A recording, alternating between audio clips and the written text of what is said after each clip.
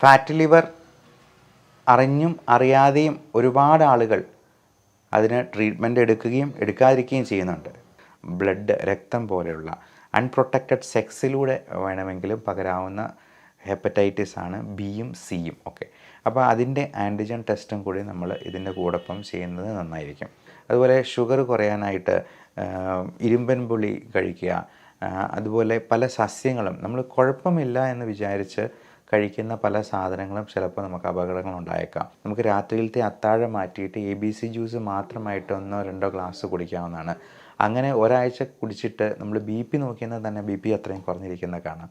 മാത്രമല്ല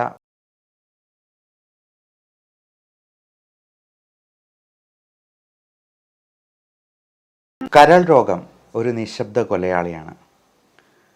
നമുക്കിവിടെ ഈയിടെയായി കുറേ സെലിബ്രിറ്റീസിൻ്റെ ജീവൻ കരൾ രോഗം മൂലം നഷ്ടപ്പെടുകയുണ്ടായി. അപ്പോൾ നമുക്ക് എല്ലാവർക്കും ഉണ്ടായിട്ടുള്ളൊരു സംശയമാണ്, ഇനി എനിക്കെങ്ങാനും കരൾ രോഗമുണ്ടോ? ഫാറ്റ് ലിവർ അറിഞ്ഞും അറിയാതെയും ഒരുപാട് ആളുകൾ അതിന് ട്രീറ്റ്മെൻറ്റ് എടുക്കുകയും എടുക്കാതിരിക്കുകയും ചെയ്യുന്നുണ്ട്. കുറഞ്ഞ പക്ഷം നമുക്ക് നമ്മുടെ ജീവിതശൈലി ക്രമീകരണത്തിലൂടെയെങ്കിലും ഈ ഫാറ്റി ലിവർ അത് സിറോസിസിലോട്ട് പോകാതെ പിടിച്ചു നിർത്താൻ പറ്റും. അതിനാദ്യമേ ഇതിൻ്റെ ലക്ഷണങ്ങൾ എന്തൊക്കെയാണ് എന്നുള്ളത് അറിയണം. ഈ ലക്ഷണങ്ങൾ അറിഞ്ഞെന്നാൽ നമ്മൾ ചെയ്യേണ്ട ടെസ്റ്റുകൾ എന്തൊക്കെയാണെന്നറിയണം. ഈ ടെസ്റ്റുകളിൽ നിന്ന് ഇങ്ങനെ എന്തെങ്കിലും ഉണ്ടെങ്കിൽ അതിന് ചെയ്യേണ്ട ജീവിതശൈലി ക്രമീകരണവും മരുന്നുകളും ട്രീറ്റ്മെൻറ്റും എന്തൊക്കെയാണെന്നറിയണം. നമസ്കാരം, ഞാൻ doctor Bibin Jose, Pulmo medical centre, Pala, Kanjirappally and Sultan Bathery. കരൾ രോഗത്തിൽ നമുക്ക് ഉണ്ടാകുന്ന ലക്ഷണങ്ങളെ ആദ്യമേ പരിചയപ്പെടാം.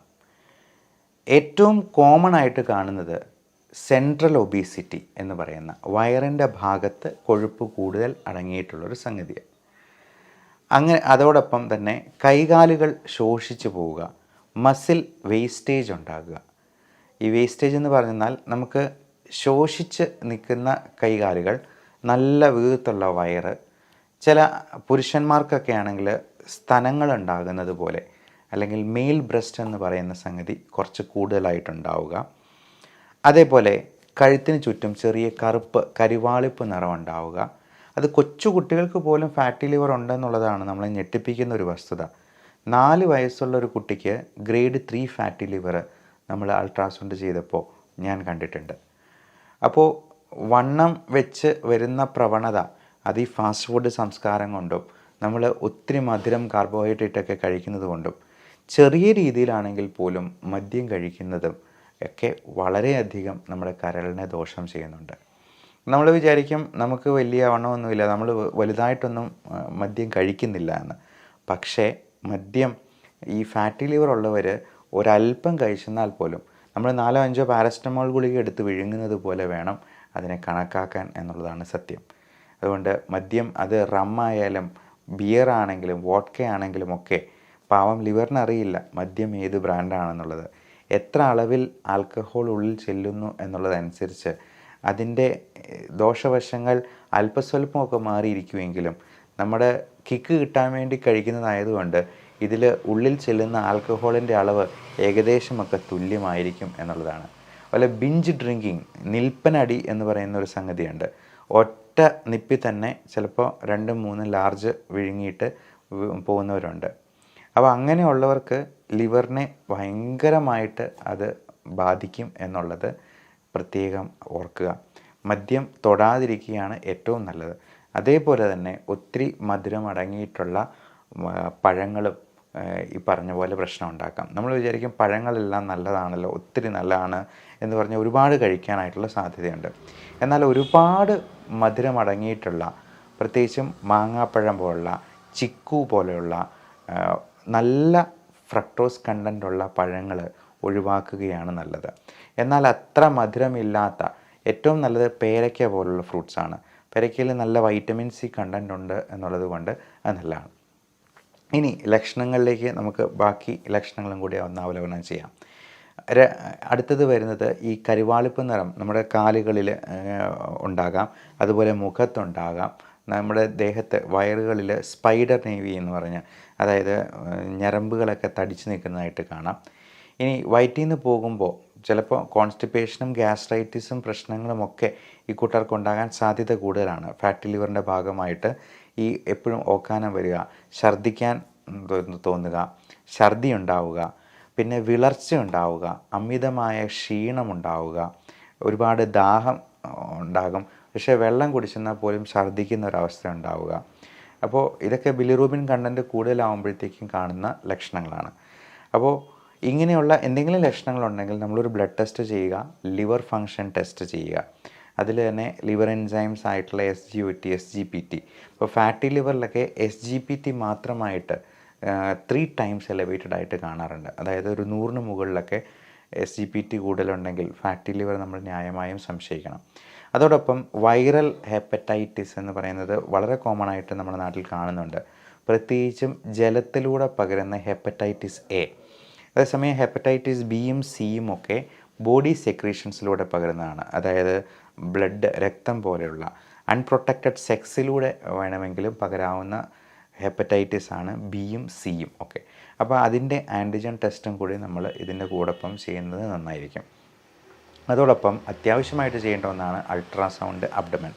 ഈ USG സ്കാനിൽ ഫാറ്റി ലിവറിൻ്റെ ഗ്രേഡിങ് നമുക്ക് ഏകദേശം മനസ്സിലാക്കാൻ പറ്റും. അപ്പോൾ ഗ്രേഡ് 1, 2, 3 അതിൻ്റെ അടുത്ത സ്റ്റേജാണ് ലിവർ സിറോസിസ് എന്ന് പറയുന്നത്. ഈ സിറോസിസും പിന്നീട് കൂടുതലായിട്ട് പ്രോഗ്രസ് ചെയ്ത് കഴിയുമ്പോഴത്തേക്കും അത് ഒരു ക്യാൻസർ രൂപത്തിലേക്ക് മാറുകയാണ്. HCC എന്ന് പറയുന്ന ഹെപ്പാറ്റോ സെല്ലുലാർ കാർസിനോമ എന്ന അവസ്ഥയിലേക്ക്. ഈ ഫാറ്റി ലിവറിൽ സംഭവിക്കുന്നത് നമ്മുടെ ലിവറിൻ്റെ കോശങ്ങളെല്ലാം ഉണങ്ങി അത് ചുരുങ്ങിപ്പോവുകയാണ്. ഇപ്പോൾ ഒരു തേങ്ങ ഉണങ്ങിപ്പോകുന്നത് പോലെ, നല്ല ഹെൽത്തി ആയിട്ടുള്ള തേങ്ങ ഉണങ്ങിപ്പോകുമ്പോൾ എന്താ സംഭവിക്കുക? അത് ചുരുങ്ങി അങ്ങ് പോകും. ഇതേപോലെ അതിൻ്റെ ജലാംശമൊക്കെ നഷ്ടപ്പെട്ട് ഒരു ഫൈബ്രസ് സ്കാറിങ് എന്നുള്ളൊരു സ്റ്റേജിലോട്ട് പോകുന്നതിനെയാണ് ലിവർ സിറോസിസ് കൊണ്ട് ഉദ്ദേശിക്കുന്നത്. ഇതുപോലെ തന്നെ ശ്വാസകോശത്തിനും ലങ് ഫൈബ്രോസിസ് ഉണ്ടാകാറുണ്ട്. അത് പലതരത്തിലുള്ള ഇൻഫെക്റ്റീവ് ഇൻസൾട്ട്സ്, കോവിഡ് പോലുള്ള ഇൻഫെക്ഷൻസ്, TBയോ ന്യൂമോണിയോ ഒക്കെ ഉണ്ടാകുന്നതുകൊണ്ട് ശ്വാസകോശവും ചുരുങ്ങിപ്പോകാറുണ്ട്. ഈ ലിവർ സിറോസിസ് അല്ലെങ്കിൽ ലിവർ ഡിസീസ് ഉള്ളവർക്ക് പ്രതിരോധ ശക്തി വളരെ കുറവായതുകൊണ്ട് വളരെ പെട്ടെന്ന് തന്നെ ഇൻഫെക്ഷൻസ് കയറി പിടിക്കാനുള്ള സാധ്യതയുണ്ട്. അതിൽ ഏറ്റവും പ്രധാനം റെസ്പിറേറ്ററി ഇൻഫെക്ഷൻസ് തന്നെയാണ്. പലപ്പോഴും ഇങ്ങനെയുള്ള ഇൻഫെക്ഷൻസ് വന്ന് ഹോസ്പിറ്റലിൽ അഡ്മിറ്റ് ആകുമ്പോഴാണ് ലിവർ ഫെയിലിയറിലോട്ട് പോകുന്നു എന്നുള്ളൊരു ഐഡിയ അല്ലെങ്കിൽ അങ്ങനെ ഒരു പിക്ചർ രോഗിക്ക് പോലും കിട്ടുക. അത് ബ്ലഡ് ടെസ്റ്റ് അല്ലാതെ നമ്മൾ ആരും ചെയ്യുന്നില്ല. അതുകൊണ്ട് തന്നെയാണ് ഇതൊരു നിശബ്ദനായ കൊലയാളിയാണ് എന്ന് പറയുന്നത്. അവന് ഒരു പ്രശ്നം ഉണ്ടാക്കാതെ ചിലപ്പോൾ നിന്നേക്കും. അപ്പം നടക്കുമ്പോഴൊക്കെയുള്ള ചെറിയ കിതപ്പും ശ്വാസം മുട്ടലും ഒന്നും അവർ ശ്രദ്ധിച്ചില്ല എന്ന് വരും. ഈ ലിവർ സിറോസിസ് ഉള്ള സ്റ്റേജിൽ നമ്മുടെ മെറ്റബോളിക് ഇംബാലൻസ് മൂലം സോഡിയം, പൊട്ടാസ്യം ഇതിൻ്റെ അളവുകളൊക്കെ ഒരുപാട് ഇങ്ങനെ ഡീറേഞ്ച്ഡ് ആയി പോകും. അപ്പം അങ്ങനെ സോഡിയം, പൊട്ടാസ്യം ഒക്കെ മാറിപ്പോകുന്നതുകൊണ്ട് ഒത്തിരി ക്ഷീണവും തളർച്ചയൊക്കെ ഉണ്ടാകും. അപ്പം ചിലപ്പം ആൾക്കാരത് ശ്രദ്ധിക്കാതെ മുമ്പോട്ട് പോയേക്കാം. അതുകൊണ്ട് വർഷത്തിലൊരിക്കലെങ്കിലും സോഡിയം, പൊട്ടാസ്യം, കാൽഷ്യം, മഗ്നീഷ്യം ഇങ്ങനെയുള്ള ലവണ പദാർത്ഥങ്ങളുടെ അളവുകൾ ഒന്ന് ഇവാലുവേറ്റ് ചെയ്യുന്നത് തീർച്ചയായിട്ടും നന്നായിരിക്കും. അതേപോലെ ഇൻഫെക്ഷൻസ് ഉണ്ടാകാതിരിക്കാനുള്ള എല്ലാ മുൻകരുതലുകളും നമ്മൾ സ്വീകരിക്കുക. നേരത്തെ പറഞ്ഞ ഹെപ്പറ്റൈറ്റിസ് ബിയുടെ വാക്സിനേഷൻ ആരോഗ്യപ്രവർത്തകർക്ക് എല്ലാവർക്കും കൊടുക്കുന്നതാണ്. അതേപോലെ തന്നെ ഇൻഫ്ലുവൻസ വാക്സിനേഷൻ എടുക്കുന്നത് നമുക്ക് വിട്ടുവിട്ടിങ്ങനെ വൈറൽ പനികൾ ഉണ്ടാകാനായിട്ട് ഏറ്റവും പ്രധാനപ്പെട്ട കാരണക്കാരനാണ് H1N1 ഉണ്ടാക്കുന്ന സ്വൈൻ ഫ്ലൂ അല്ലെങ്കിൽ H3N2 എന്ന് പറയുന്നത്. ഇതെല്ലാം ഇൻഫ്ലുവൻസ വൈറസിൻ്റെ പല വകഭേദങ്ങളാണ്. അപ്പോൾ ഈ ഇൻഫ്ലുവൻസ വാക്സിനേഷൻ എടുത്തുന്നാൽ തന്നെ നമുക്കൊരു 60-70% ഈ വൈറൽ പനികൾ നമുക്ക് ഒഴിവാക്കാനോ പ്രിവെൻറ്റ് ചെയ്യാൻ പറ്റുമെന്നുള്ളതാണ്. അതുകൊണ്ട് തന്നെ പ്രായമായവർക്കും കൊച്ചുകുട്ടികൾക്കുമൊക്കെ ഇപ്പോൾ നിർബന്ധമായിട്ടും അത് എടുക്കാനായിട്ടാണ് ഗവൺമെൻറ് തന്നെ നിർദ്ദേശിച്ചിട്ടുള്ളത്. അതേപോലെ തന്നെ ഗർഭിണികൾക്കും അവരുടെ സെക്കൻഡ് ട്രൈമസ്റ്ററിന് മുമ്പായിട്ട് നമ്മൾ ഈ ഇൻഫ്ലുവൻസ വാക്സിനേഷൻ കൊടുക്കാനായിട്ട് പ്രത്യേകം നിർദ്ദേശിക്കാറുണ്ട്. കാര്യം ഇത്തരത്തിലുള്ള ആൾക്കാർക്കാണ് H1N1 പോലുള്ള സ്വൈൻ ഫ്ലൂവും ഇൻഫ്ലുവൻസ ഇൻഫെക്ഷൻസും ഒക്കെ കൂടുതൽ മാരകമായി തീരുന്നത്. അതുപോലെ തന്നെ നമ്മൾ ഇൻഫെക്ഷൻസ് വന്നെന്നാലും അതുപോലെ എന്തെങ്കിലും വേദനകളുണ്ടെങ്കിലുമൊക്കെ വേദന സംഹാരികളും ആൻറ്റിബയോട്ടിക്കുമൊക്കെ കഴിക്കുന്നത് ഡോക്ടറുടെ നിർദ്ദേശപ്രകാരം മാത്രമായിരിക്കാനായിട്ട് പ്രത്യേകം ഓർക്കുക. നമ്മൾ പലപ്പോഴും കഷായം ശരീരം നന്നാവാനായിട്ട് ആയുർവേദ ലേബലിൽ വരുന്ന പല മരുന്നുകളും കഴിക്കാറുണ്ട്.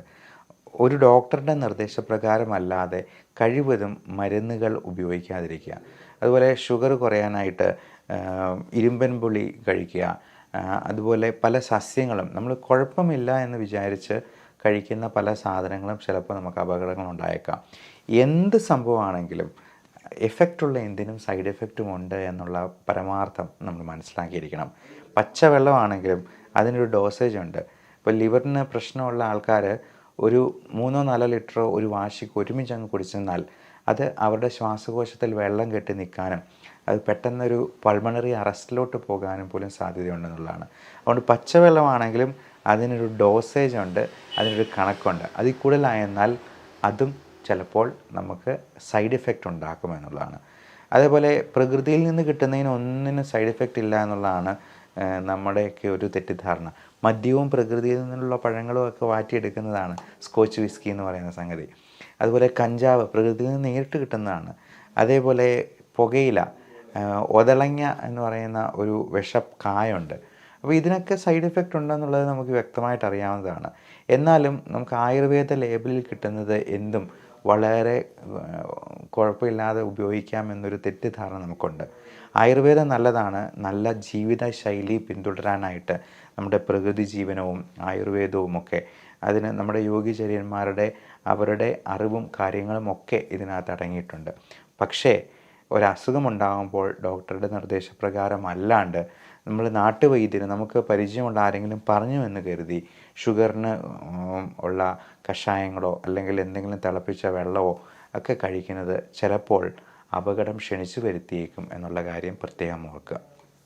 ഇനി ഫാറ്റി ലിവർ ഉള്ളവർ ചെയ്യേണ്ട പ്രത്യേക കാര്യങ്ങൾ: ഏറ്റവും പ്രധാനം മധുരം, ബേക്കറി, മൈദ തുടങ്ങിയ സംഗതികൾ പരമാവധി ഒഴിവാക്കുക എന്നുള്ളതാണ്.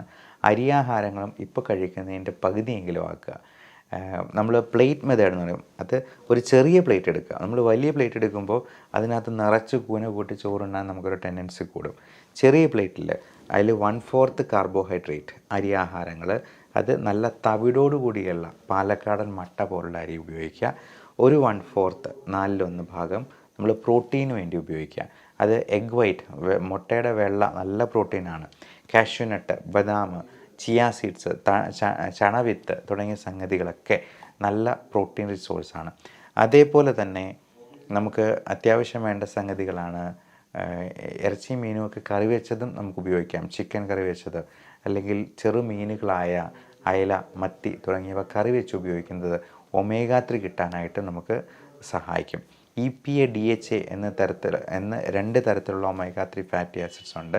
ഇത് നമ്മൾ 1 ഗ്രാം വീതം ഡെയിലി സപ്ലിമെൻറ്റ് ചെയ്യുന്നത് നമുക്ക് ഫാറ്റി ലിവർ കുറയ്ക്കാനായിട്ട് വളരെയധികം സഹായിക്കുന്നതാണ്. അതേപോലെ അത്യാവശ്യം വേണ്ടൊരു സപ്ലിമെൻ്റാണ് വൈറ്റമിൻ E എന്ന് പറയുന്നത്. അത് 400 മില്ലിഗ്രാമിൻ്റെ 2 ഗുളിക വരെ നമുക്കൊരു ദിവസം കഴിക്കാവുന്നതാണ്. അതോടൊപ്പം വൈറ്റമിൻ D3 ഡെഫിഷ്യൻസി ഉണ്ടെങ്കിൽ വൈറ്റമിൻ D3യും കൂടി സപ്ലിമെൻറ്റ് ചെയ്യണം. വെയിറ്റ് കുറയ്ക്കാനായിട്ടുള്ള എല്ലാ മാർഗ്ഗങ്ങളും സ്വീകരിക്കുക. നമുക്ക് ഇരുന്നു കൊണ്ട് ചെയ്യാവുന്ന സോളിയസ് മസിൽ പുഷപ്പ് എന്ന് പറയുന്ന എക്സസൈസുകൾ പോലും ഉണ്ട്.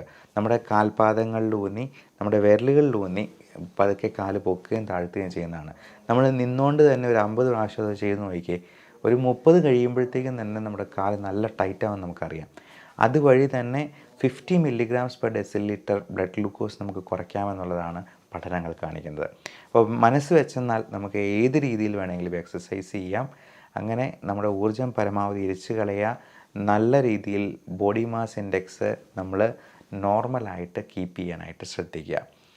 അതോടൊപ്പം ധാരാളം പച്ചക്കറികളും അധികം മധുരമില്ലാത്ത പഴങ്ങളും നമ്മൾ ഉപയോഗിക്കാനായിട്ട് ശ്രദ്ധിക്കുക.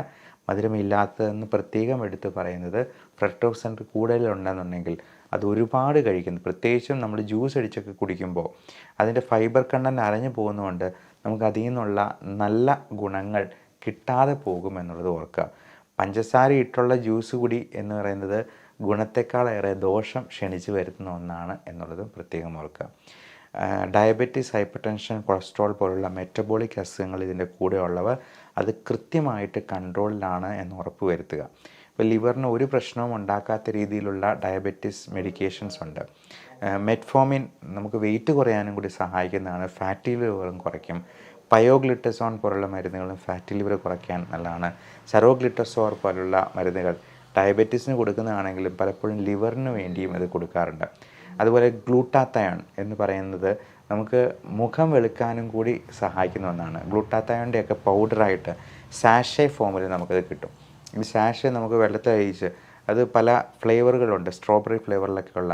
ഞാൻ കൊളാജനും ഗ്ലൂട്ടാത്തയോൺ സാഷേ എല്ലാ ദിവസവും ഒരു ഗ്ലാസ് കുടിക്കാനായിട്ട് ശ്രദ്ധിക്കാറുണ്ട്. അത് നമുക്ക് മുഖത്തിനും നല്ല കാന്തിയും നിറവും തരുമെന്ന് മാത്രമല്ല, വെയിറ്റ് കുറയ്ക്കാനായിട്ട്, ഫാറ്റി ലിവർ കുറയ്ക്കാനായിട്ട് ഹെൽപ്ഫുള്ളാണ് എന്നുള്ളതാണ് അതിൽ ഏറ്റവും ശ്രദ്ധിക്കാനുള്ളത്.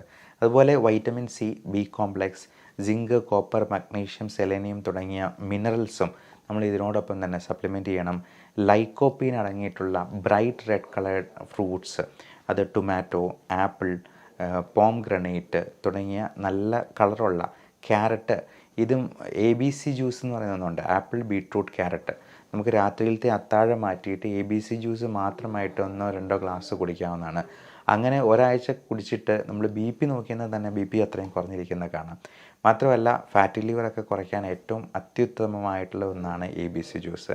ഞാൻ അതും ഡെയിലി 1 ഗ്ലാസ് എങ്കിലും കുടിക്കാനായിട്ട് ശ്രദ്ധിക്കാറുണ്ട്. അതുപോലെ ആൻറ്റി ഇൻഫ്ലമേറ്ററി പ്രോപ്പർട്ടീസ് ഒരുപാടുള്ള ഒരു സംഗതിയാണ് കുർക്കുമിൻ, മഞ്ഞൾ.